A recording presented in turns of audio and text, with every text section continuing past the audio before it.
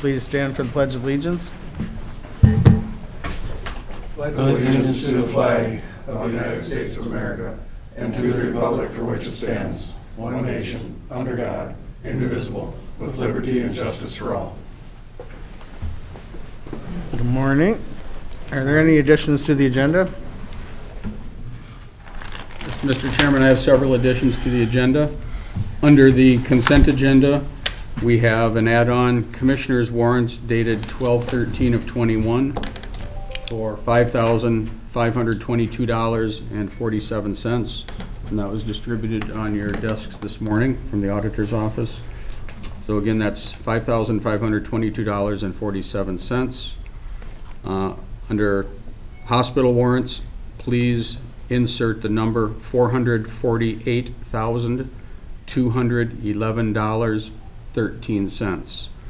448,211.13.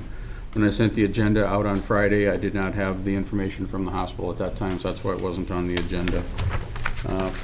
Flip your page over to the backside, please. At 10:45, I would like to add County Attorney Demaine Sandy to discuss tax forfeited property sale. It'll be an information item, and there is a letter on your desks and it's been distributed to the media here and on the table as well. So it'll be approximately 10:45, give or take. He does have court this morning at 10:15, so it might be, we'll have to be a little flexible on that. Under other business, under the personnel information action, putting down a request for 4 hours of PTO for employees on December 23rd, would be the afternoon of December 23rd.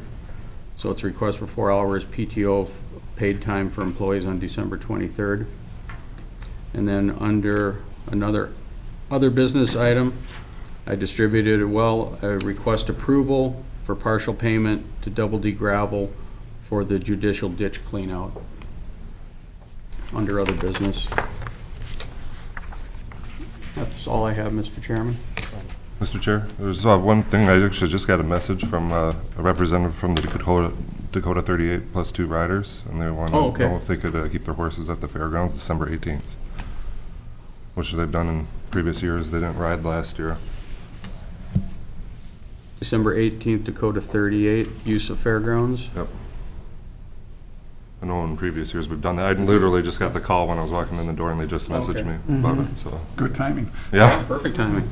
Okay. All right. Mr. Chair, with those changes, I will approve the agenda. Okay. Second. Second, all those in favor? Aye. Opposed? Motion carries. Now the consent agenda, minutes, auditor's warrants, commissioner warrants, hospital warrants, and treasurer's report. Mr. Chair, move for approval. I will second. Okay, motion second. All those in favor? Aye. Opposed? Motion carries. Nick?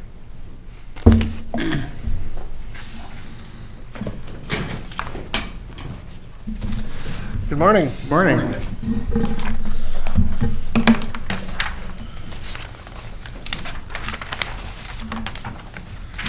All right, first up for me today would be some project updates. Kind of growing to the end of the construction season, so I think I only have one update, and that is on page 2. That would be box culvert contract number 5 with Midwest Contracting. I'm here to report that work is done. So, not think that was going to get done this year, but it did, so good news. Then one more update I guess, or a possible update. The contractor for the bridges by Island may want to start this winter. So I'll touch on that a little bit more coming up. But so that's it for project updates for me.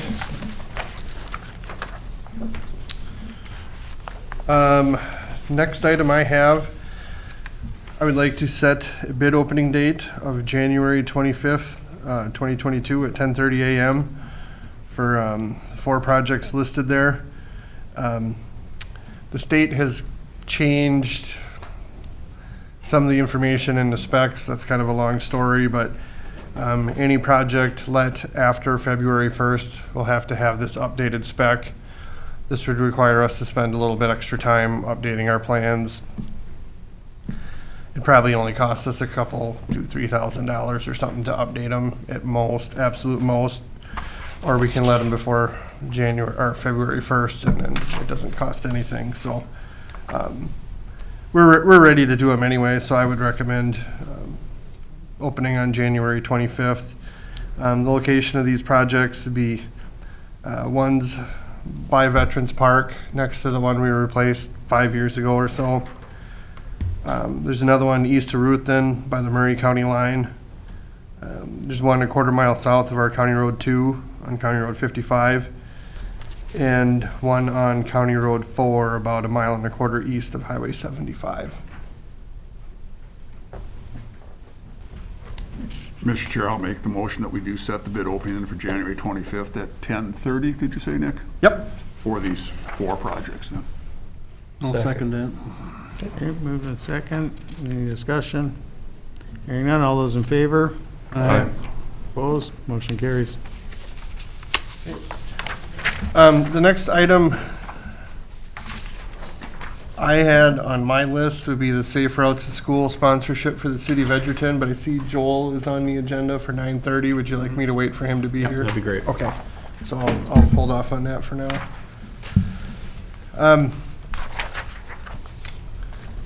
Next up then, I'll try to condense this story, but the grant we got for the Indian Lakes Trail project was part of a pot of money that numerous projects were funded out of. It's been taking a while to work out a final agreement with the contractor on that one, to get final quantities, which, by the way, we just got an email this morning that I think we're all squared away now. But so anyway, it was down to 2 projects left to final out, ours and one more. And it just so turns out the other one just got finaled and they underran by, I think it was $12,600 some dollars or $16,200 something dollars, something like that, right in that neighborhood. Anyway, the state contacted us and offered to give us that money because it's in the same fund source. If our project happened to overrun, said we could use that, and our project did overrun. So I said, "Yep, we'll take that." So, so that's good news. So that's just an update, little side information. We're gonna get an extra 12 or 16,000 out of grant funds, so that's good news. Next item I have kind of goes back to those island bridges. That contractor did ask me if we would be willing to grant him some additional working days if he worked on it in the wintertime. Reason being, you know, they're just not going to be as productive in the wintertime. This was set up for a summertime job, so that's what the days were based on. But if they're going to work in the wintertime, you know, things are colder, days are shorter, it's harder to get things done. I'm in favor of that. Definitely, I reached out to the bridge, or to the park. They wrote us a letter to get in order to get that grant for $477,000. So I kind of want to see what they wanted, and they responded to me in an email and followed up with a phone call. They would definitely prefer it done in the wintertime. They said 90% of their tourism is in the summertime. And it would be far less of an impact to their park if it was done in the winter, even though the road is closed longer. So I'm on board with that. That's what they're asking for. I don't think I need any board action, but I mean, just if that sounds reasonable to you guys, you know, we won't just say open book, you know, do whatever. But you know, as long as they're working on days they can be working, I think it would be reasonable to allow a little more time there. Mr. Chair, Nick, so it doesn't affect the cost of the project, it just gives them more days to work on because the shorter work days. If needed. If needed, Yeah, I'm just, you know, like, say if it's really cold out, they're probably only getting 3/4 of the work done they would have got done if it was, you know, a nice day, you know, like 60 degrees or something like that, so. The only other question I would have would be, does it have any impact at all on the townships, on the roads, township roads, because of the detour?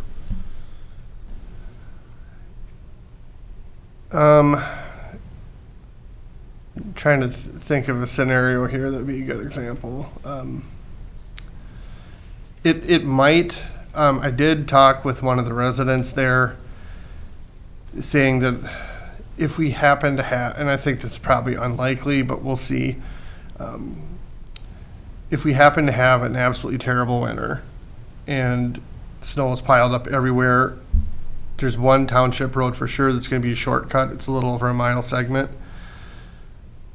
I might come back and ask if we can do a little work on it to help keep that open. If it's really terrible, I don't think it'll be to that point, but that would be a possible impact. And maybe touch base with the township chair, make sure that he or she agrees to this. I believe this resident is on the township board because he was at the annual township meeting. Yeah. And that's who I was talking to. So I'm under the impression he's on the board. I guess I didn't look it up, but so that I think it's unlikely, but it's possible. You know, they're used to a level of service, you know, the county level of service there. So if we had to plow a mile of road, our blade's literally going right by there too. And So if we had to help keep that open, if we had a terrible winter because our bridge is being built, I think that would be reasonable. There's nobody that milks down in that area that would be hauling milk through there all the time, every day. On that road, No. I don't think I don't there think is. so. That'd be the biggest impact, I would imagine. yeah. So, yeah, I would think as long as you just, you know, as a courtesy, just touch base with the chair, with the Yep. township people. That sounds great. Yeah, and I'll confirm he's on the township board, just to make sure that they know then, because if he is indeed on the board, you know, then they already know, because I talked with him about it, so.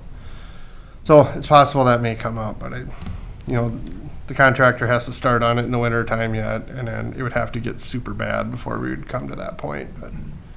So are they anticipating a spring completion then, or?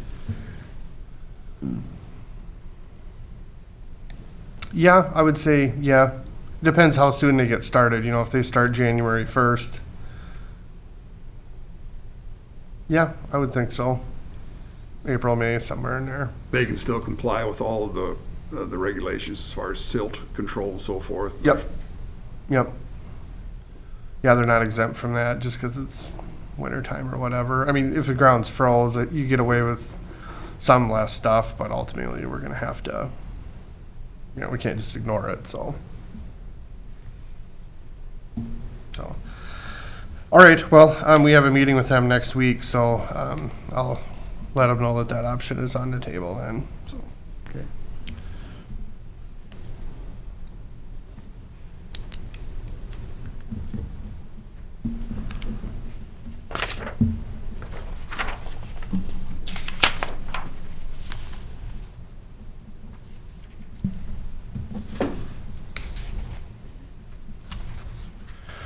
All right, next update, a few years ago, Sioux Valley Energy put up a overhead line where there was an underground line on the way to Edgerton, and I know that was a pretty hot topic. They've come back to me, they need to put up, like, I think it's 1,200 feet or something on the county line east of Jasper, a few miles. Long story short, it sounds like it really needs to be an overhead instead of underground. I spoke with Dan about this. He knows more about the science behind it than I do, but just wanted to let you know that that's going to come up again. You may see that. There's no resident, you know, no houses right there, and they do have an overhang easement from the property that it's going up along. So, you know, obviously they granted the easement. They're okay with it. So. Well, and again, I don't believe that we've got any authority over the decision-making process, whether they go overhead or underground. I don't think we've got that. Right, authority, so. right. I know we can't stop them from putting it in there, and I don't think we can, without like a really good reason, I don't think we can control what type either, but, you know, we can make our preference known, which we have, but that's about where it ends, so. What avenue to what avenue is it, you understand?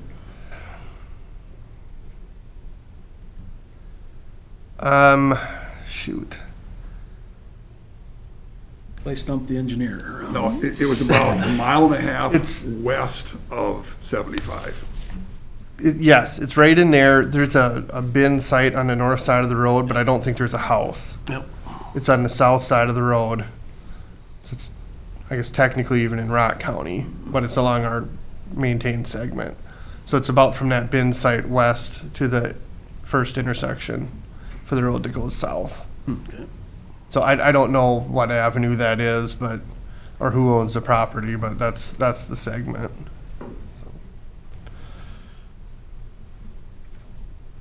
Looks like it's between 90th and 80th on the map over here along First Street.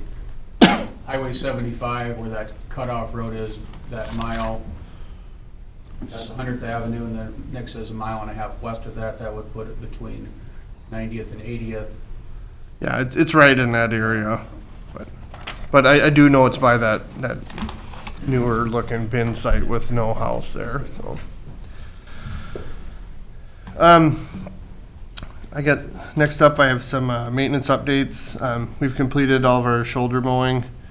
Then we've been working on ditch cleaning, installing snow fence to help with our drifting issues, or some of them anyway. And we've been plowing snow too now, so it's that time of year. Outside of that, I'll hang around for the City of Edgerton, and we'll go over that Safe Routes to School sponsorship. And then at 10:30, we have the bid opening for our fuel bid for the first half of next year. So I'll stick around and wait for that. But anybody else have any questions for me? I just had one question, just curious. I seen you guys were digging off a Playmore curve there for a few days. I was just curious what they were doing out there. I never got a good look. And it was our crew, or was it Yeah. a utility crew? Oh, Because there was some utility work done out there. Well, I seen a few of the county pickups, and then it looked like the excavator. Okay. So, It was probably on that list of ditch cleans. I know we've been doing numerous ditch cleans to help with drainage, but that's about the area. okay. So, Okay. So that I was just curious. that area is generally pretty wet anyway, isn't it? Yeah. So they're probably cleaning that up. And Okay. I'm not out on every one of these looking at, so. I did have one other question as well, too. You mentioned Playmore Curve, reminding me of it. The old cast iron bridge, the surplus bridge that we got, we'd had discussion that they might want to use that in that area if they put a walking path through there. Is Yep. anything firmed up on that at all? No, nothing. I've heard conflicting stories, like maybe want it, maybe don't want it. Well, so. and that's why I brought it up, because someone had said, well, no, they no longer want it. There's another party that did. So I checked. I have Dallas Dallas. listed, give you someone who's interested in it, but I kind of want to know if this trail wants it first. Trail still wants it, so I want to make sure do? that Okay. we don't, that it's already spoken for. Sure. We don't want to make sure that we give it away twice, so. Who should I check with on that On then? the trail, probably Mick Myers would be Okay. the best one. Okay. Because when you brought that up, Dallas, I was a little concerned that we didn't overcommit.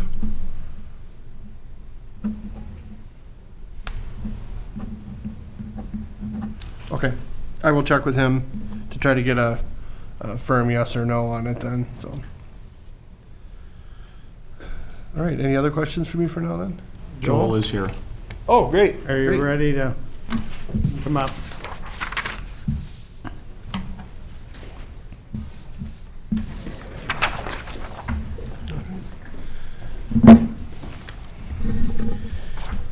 Hello, everyone here. Hi. City of Edgerton here. We are organizing information for a Safe Routes to School grant program. This is a state program, not a federal program. I've been working with Nick, Steve, DGR here in terms of the plan. At this point, just due to the size of Edgerton, we would request a sponsorship for this grant at this time.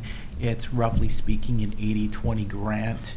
The 20% here, tentative plan right now is to assess a portion of it to the homeowners and schools along the way. Part of this process would be along 6th Avenue and County Road 9. So part of this process, I've got to meet with Southwest Christian just because they would be, we need to request a sponsorship, a resolution with a financial commitment as well. So this is a very large technical grant that we're moving forward with. It's been quite challenging, just the technical details here in terms of organizing the program at this time. This is similar to what we've done for the city of Pipestone. I think 3 times now. I believe we've done it twice on Safe Routes School and once on a TAP grant. I'm in support of this. I think we should agree to sponsor it. We'd have the agreement. It'd be literally cookie cutter with what we've done with the city of Pipestone. I'd just change the names on it. So we'd be doing the same thing for Edgerton that we've done for Pipestone, and I think it's a good thing anyway. So I would recommend doing this. So you just need us to pass the resolution? Yep, they need a resolution of support to qualify for scoring for the grant, right? I believe so. Yeah, I believe if we don't pass this resolution, they don't even qualify, so. Correct. Okay. I'll make that a motion. And I will second. Motion and a second. Any discussion? So I understand that our only obligation is to be the fiscal agent. We don't have any financial responsibility, other than, of course, your in-kind labor that you'll be working on. Yes, yep, that would be correct. You know, we'll have to put some labor into it. Yeah. For like the paperwork side of things, you know. Right. And I've offered to meet with them before we get designing, so we kind of know what the obstacles are, so we don't end up like they put a plan together and then we're like, oh, by the way, this isn't going to work because, you know, we want to try to avoid redoing things like that. So There's a lot of dirt work in this plan, just going up 4th Avenue, County Road 17 here. I mean, both sides pose challenges. yeah. Yep. But we'll have some labor involved with it, and then also with our accounting people, because we're going to be submitting the pay requests and so forth and so on. Yep. So we'll have that in-kind contribution as far as our Correct. labor, but Yes, there's you're no correct. fiscal responsibility on our part, other than just being the agent, so. Yep. Yep. Any other comments? Hearing none, all those in favor of the motion? Aye. Opposed? Motion carries. Thank you. Thank you very much. You bet.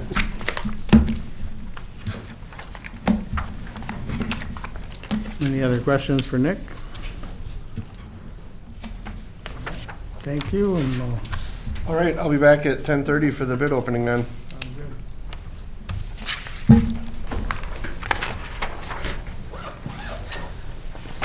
let's see here.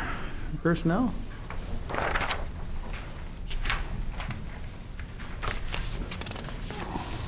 Morning. Good morning. So first of all, I think I'm gonna have Amanda come and introduce herself. I know she's met all of you guys, but just for a formal introduction during the board meeting, our new auditor treasurer is gonna come up. So Amanda Sandy, she started 2 weeks ago now. Yeah, just under 2 weeks. And it's going well? It's going well, Good. yes. Are we- Staff is helping out tremendously, showing me the ropes, so. Well, we're very happy to have you. And now, if this is your formal introduction, did Kathy tell you you've got to do a 30-minute oration on your... We're very, very happy to have you on board. Thank you. Thank you. My other item this morning, Steve added it to the packet today. We did run this past the Personnel Committee as well, so Les and Chris were aware. We are looking for board approval to approve half a day on the 23rd as a holiday, basically, for courthouse staff and highway staff and other buildings. And then we would also be looking at like a half-day holiday for law enforcement and EMS being recognized on the 24th. So currently right now, law enforcement and EMS recognizes Christmas on the actual day of Christmas, so the 25th, and then a half-day on the 24th. So for them, we would want to count the morning of the 24th as a half-day holiday.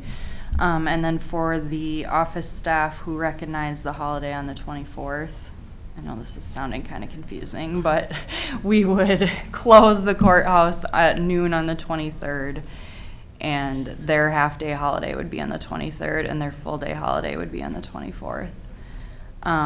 This is typical that we have a day and a half off for Christmas, but the way that Christmas falls this year, it falls on a Saturday, so the observed holiday is on a Friday. So in essence, they would be losing a half-day holiday compared to what they normally get. It's completely up to the board. We thought it would be a nice gesture for staff to give them that half-day off as a holiday. It's not a requirement or anything like that, but we just thought it was a good idea to support our staff and thank them for another tough year at the county. So, Mr. Chairman and board members too, we did do this Christmas time of 18 as well, just the way the holidays fell, that gave a half day off at that time too, if I remember correctly. and that was actually an extra half day. Extra half day, yeah. So this is not an really extra half not day. more than what an average year would be. Right. So this is actually a little bit less than that, but As Kathy said, it's been a tough year, and we don't have the ability to do other types of any type of bonuses and that type of thing for our county employees, as we're using tax dollars for everything that we do here. So we benefit them with a little bit of extra time off if they're having family come or traveling, that type of thing. It's a nice gesture, I think, and totally support bringing this to the board. And thank you for your help, Kathy, with it too. Mr. Chair, I would move for approval. Okay, I'll support that. okay, we have a motion and second, discussion. Must it be in the paper somewhere, or that? Yeah, I'll put it in an ad. Okay. I'll put in a notice of what our holiday closing hours are. Just so the people know, don't make a trip and. Yep, I'll have it listed in each paper. We'll get it on our website, and I'll obviously post it on our bulletin boards too. And Okay. Candy makes signs all around the buildings and all that, so we'll make sure the public is notified as best we can. Okay, thank you. And Kathy, and you mentioned because Christmas Day actually falling on Saturday is why that we're doing this. right. Yep. What would our approach be when it falls on a Sunday then? Are we setting a precedent, or is this gonna be a one-off? What do you guys think? I don't know yet. Well, if Christmas is a Sunday, the policy they would says get we get Monday. Monday off. Everyone has Monday off As regardless. the full day, yes. That's a full day. Yep. I don't know that we would request the half day off prior to that, but that's something that we would want to cross next year when we look at it. For this year, I think it makes more sense because they have Friday off, and then they could get a half day Thursday as well for a 3.5 day weekend, but. And that would be my only hesitance of approving this, is that we're not setting a precedent that a year from now, they're gonna say, well, you should give us Friday half day off or whatever, if it's on a Sunday or however that might happen. So, It's and I can make it something real that, clear that it's because we appreciate all the extra work that it took this last year, that this is an unusual situation. We want to acknowledge that. And Mr. Chairman and board members too, I did email all the department heads and received input back from them to see if it was going to create any hardships or any difficulties in their department. And all the responses I got have no issues with it, and we're very thankful to myself and the board for bringing it up. Yeah. And I think it's a very good gesture. And I don't see it as a precedent-setting event. No. Also to tie it in somewhat in light of, again, the concerns with the spread of COVID disease, that we've already decided not to do the Christmas party. So again, this just shows that we do appreciate what they're doing. And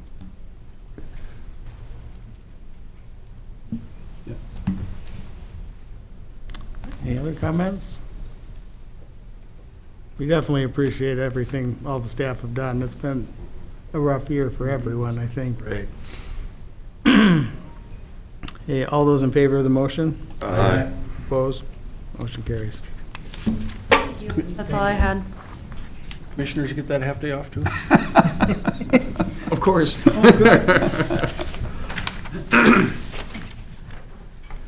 Okay, opioid settlement? Okay. It's going to take a little bit of time.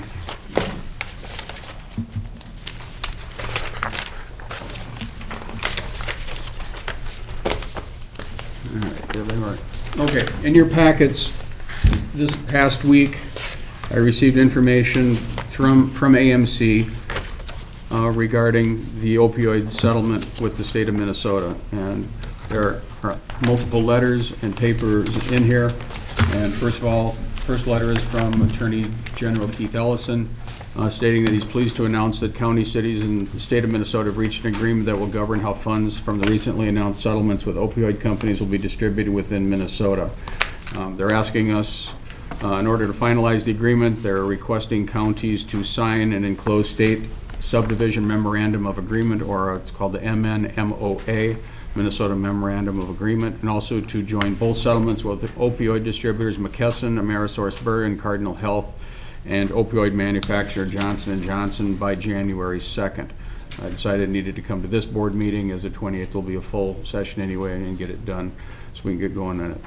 What we're looking at, and I don't have an exact amount that Pipestone County will receive, but Minnesota stands to receive more than $300 million from the settlements. And the vast majority of that is intended to go to cities and counties, but they need our support from the cities and counties to sign on to the settlements to maximize the resources.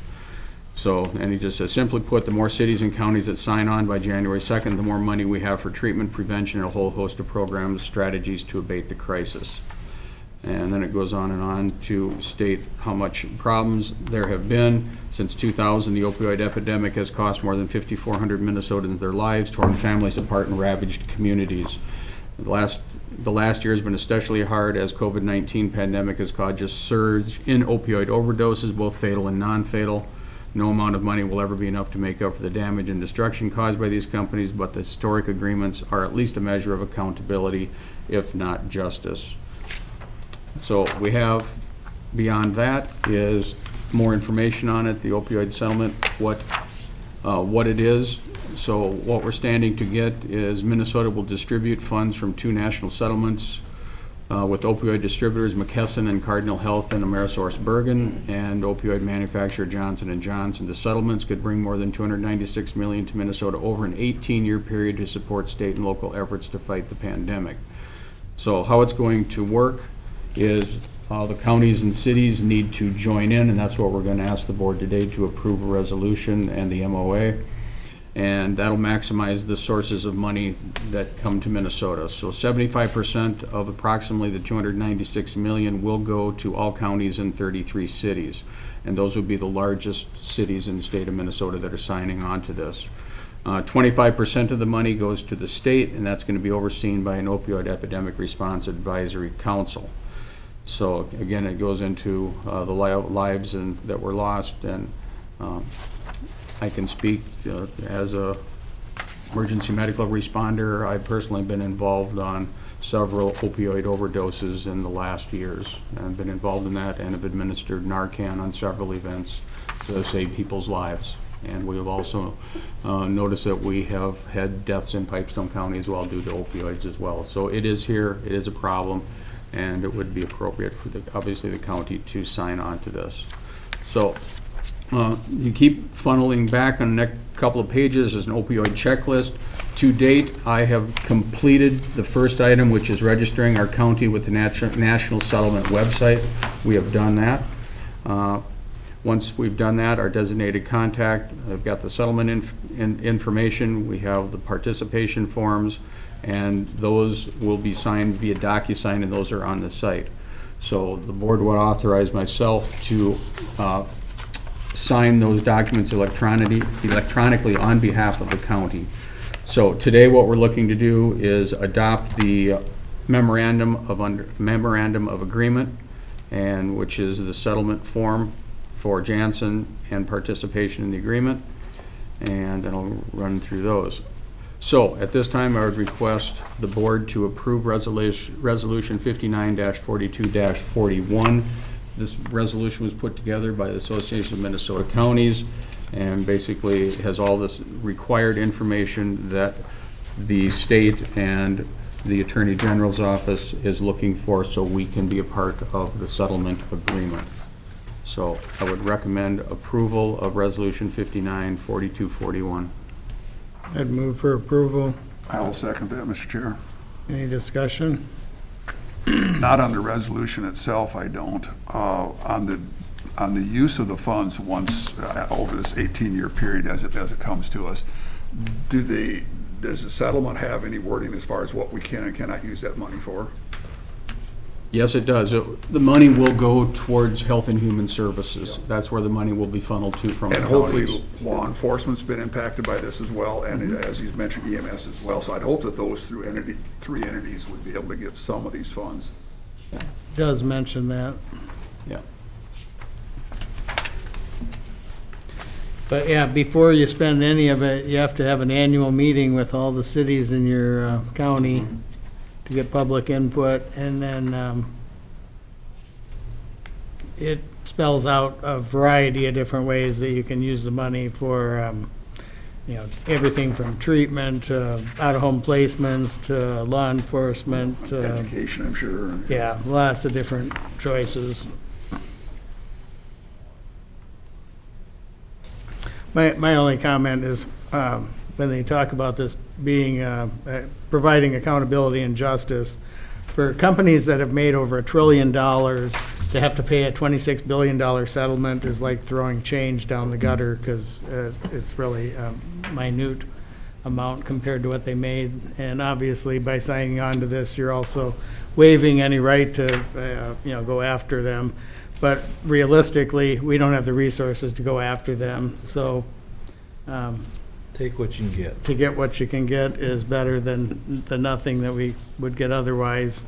And we didn't have to do anything to get whatever our portion is, which according to this is 0.1535%. So, a fraction of 1% is what we're going to get out of the settlement, but it'll still amount to probably tens of thousands of dollars, or potentially maybe even $100,000 or more dollars over the 18 years. So, it's not nothing, but. Mr. Chairman, I'd like to speak to that. Julie Ring talked about it at the conference, and we got the second best settlement in the country. And Yep. it's mostly her doing. Yeah, they've worked very hard on this. South Carolina got a little better deal, she said, but that was it. And it started out as 15% to local, 15% to local government, and then she got it up to 75. Yeah, I think it was North Carolina had 80, Okay, North Carolina. and, we got 75. Plus, we'll still get part of the 25 also. But you have to go through the state and request it, and then that council has to approve it. That's gonna pay for our dues for AMC for a long time. Yeah. Oh, it will, yeah. That's the work that she did on this. And that was terrific. Yes, she did a very It really was. good job at this, and They had to work very hard and very fast on this too. It's critical time crunch on getting this accomplished, and having all the counties involved in this in the state of Minnesota this month deal with this, and many of those counties are dealing with this today.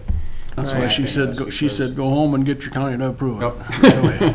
Yeah, and considering they only found out about it 3 months Right, ago. this has to be done by the end of the month. Yeah, so. it was amazing that they were able to get as many, entities and large egos and whatnot to all agree to a settlement. Just to get all the attorneys to agree, from various counties, cities, and the Attorney General's office.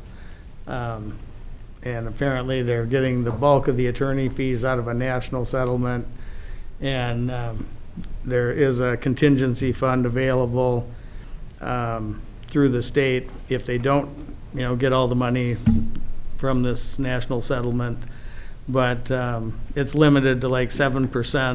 7.5%, I think, was the lawyer limit on Yeah. this part of it. I'm glad you pointed that out, because this actually is a good illustration of how, had we not had our affiliation with AMC, we wouldn't have even known about this deadline until. Right, we would have got nothing. Here, despite the fact we had Julie in there advocating for us. So we need to make sure that we make special point of acknowledging AMC on this as well, too. Well, even when we had our District 8 meeting, she was on and off the phone with attorneys. She admitted that too. She had to cut her presentation short. So, yeah, she worked very hard at that. And the counties that started the lawsuit let everybody else in too, Yep. so that was a good thing. Yep. Right. This has been on the radar of AMC for at least the last 2 years. I remember going to the conferences a couple of years ago. We were sitting in rooms talking and listening to what the larger counties, like Olmsted County and Hennepin and Ramsey were doing, and how they're gonna try to fight the opioid issue, and then try to get money from the manufacturers, and how this was all gonna play out. Back then, there wasn't anything yet, nothing had happened yet, so. But Dan, to your point on the memorandum of agreement, it lists what their remediation uses are. They say part 1 is for treatment needs, support of people in treatment and recovery. It talks about connecting people who need help and the help they need, addressing the needs of the criminal justice involved persons as well. So there is quite a bit of use of the money. There's prevention, which is training, medical education, provider support. First responders are listed in part 3. First responders, law enforcement expenditures related to the opioid epidemic. One thing we are thankful for, that all of the Narcan we're getting is being provided to us free of charge. Yes. So we're not paying for it through Southwest EMS Corporation. They're providing it, replacing the outdates. So that's coming through the state as well down to us. So that's the state dollars paying for that to get the Narcan to EMS and law enforcement to be used, and that's been a good thing. So it's quite a detailed event, but remains to be seen how much we'll get out of it completely. And when we find out what that dollar amount is, I'll be sure to make sure that the board is apprised of that, and the public as well. And also want to acknowledge your hard work on this as well too, Steve. Thank you. This has all happened within the last week. Yep. Is when we just finally were getting this information, getting it put together. So it's still a work in progress, but Yeah, I think they just settled, the day before AMC conference Yep. or something. And if I understood it right, the money's gonna come right to the counties. It's not gonna go to the state first. Correct. And then- So that's a good thing too. it's 2 different pots. State gets their pot and the counties get their pot as well. So it's going to be distributed that way. But remains to be seen how much our, as Commissioner Johnson said, our 0.1535 all the way, and when you bring it out 15 places. So will actually be if it's tens or hundreds of thousands. It's hard to say at this point. We're looking at $300 million to be divided out and getting it over 18 years.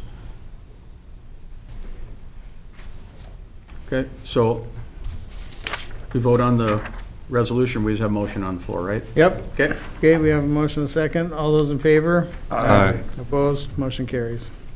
Okay, the second one, Mr. Chairman, I'd request that the board motion and approve the Minnesota Opioid State Subdivision Memorandum of Agreement, and authorize myself and the chair to sign the agreement and send back to the Attorney General's office. Mr. Chair, move for approval. Okay, Second. any discussion? Very lengthy, and this is where it gives all the details on what you can use it for and whatnot.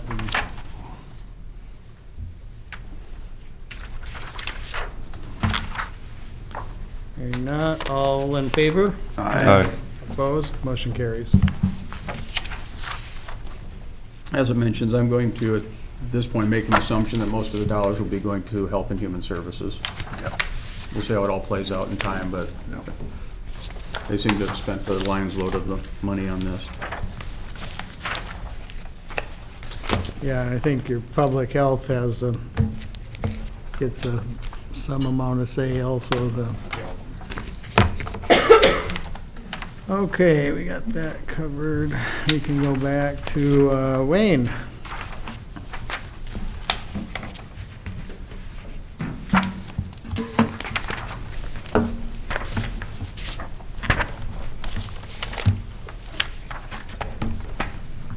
Oh, feel bad? Okay. Thank you. Yes, Just dropped her off? yeah, and he couldn't stay, so. Okay, I got a couple bids for new furnaces and a new furnace air conditioner for highway, new furnace for food building at fairgrounds. For the fairgrounds, we go with the Quest bid of $2,199.75. It's only a 75,000 BTU furnace and only 88% efficiency, but we're still saving a couple thousand. And then for the highway department, I think we should go with the bid from Stout and Evink, And that's a 80,000 BTU furnace, 95% efficiency in a 3-ton air conditioner. And that one was $6,735, which is a little bit more than the Quist bid, but the efficiency should make the difference up in that big time.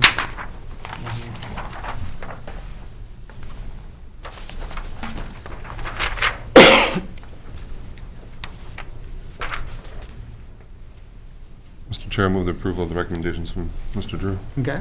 You have a second? I will second. Any discussion? Hearing none, all those in favor? Aye. Opposed? Motion carries. At least we're giving them both a bit something to do then. Yeah, thank you. Maybe you should Thanks for ask a getting that, question Wayne. before, Wayne, at the blue building then. So right now, there's 2 overhead units, so you're just gonna replace Those, those? no, those stay. Oh, those do stay? Okay. This just heats the offices and the bathrooms. Because that one overhead unit you've had problems with as well, too, The right? pilot goes out when you open the door. Okay. So are we just gonna deal with that like it is, or? I've been just running the one. Okay, If that one quits, then I'll fire the other one up. yeah. Because really the only fix would be to go to an electronic ignition instead of a Yeah. standing pilot. Yeah, there's no pilot in it, yeah. Yep. Okay, Thanks, Thank Wayne. you. yep. Amanda?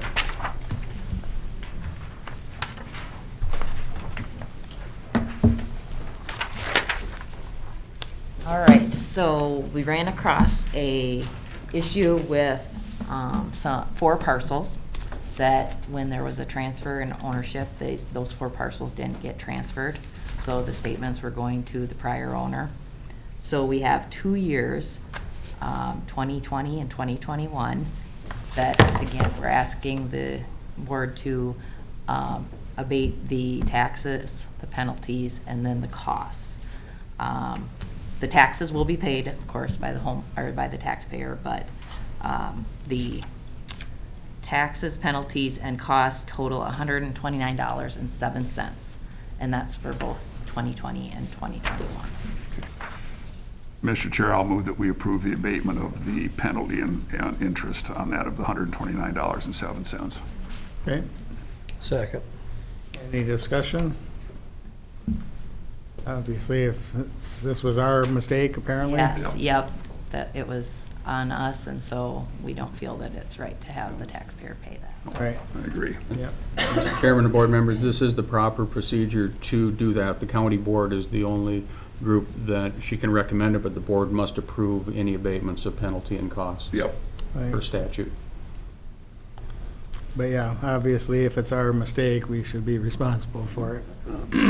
Any steps taken to kind of try to avoid this type of mistake in the future, or just one of those things that slip through the cracks, so it's. Yeah, again, we're going to have to Yep. try to do some more checks and balances. I've talked with, the assessor's office and our office and, even the recorder. Whatever we can do, we're gonna try to Yep. be checking each other and try to catch them. Sure. A lot of details to look after, we understand that, so. Fortunately, this is a very rare occurrence that Yes. this happens, so. Right. And thankfully, a very, That's why there's a process for it, because yep. And the financial impact is minimal, nice. Right, Thankfully, in this case, it was. right. Any other comments? Not, all those in favor? Aye. Opposed? Motion carries. Thank you.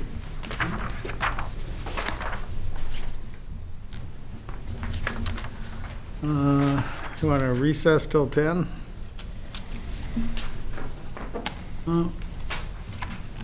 So we have the public hearing for the county fee schedule? I could hit the, one thing, we'll take a break after this, to do the driver and vehicle services information. This is. Okay. This is quick. Actually, it's good news. Last June, I received a letter from Fiscal Administrative Services, because we do have a lease with the Department of Public Safety and Motor Vehicles for the use of the community room, and that's in effect until June 30th of 2022.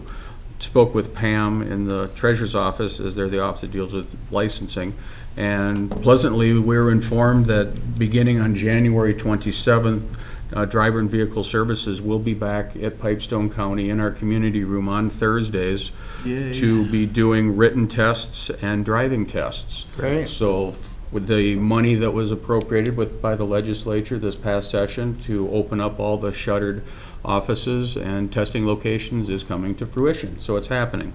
So starting on Thursday, January 27th, and this is good for the media as well, it's a little bit different. They're gonna do appointments only for the written tests at 10 o'clock, and they will, if they have slots available, allow walk-ins, but they are requesting that people go to the Driver and Vehicle Services website and make their appointments to take their written tests.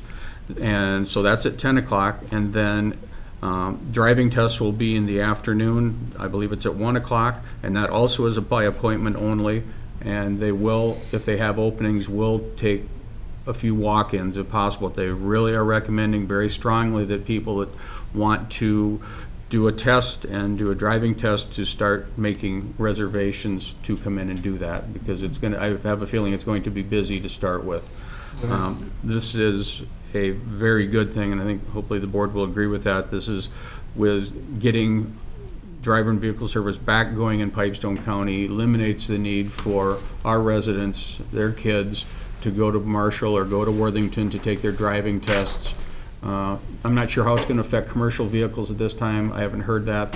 That may still be done elsewhere, I'm not sure. But this is a good thing for our residents of Pipestone County. So is. that's just information for the board. No action is required at this point.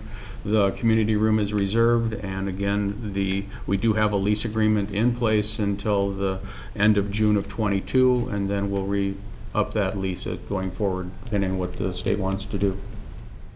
So, driver's license back in service in Pipestone County. It's good. Good. So, again, no action taken, just point of information. Okay. Sounds good. And with that, we can recess till 10.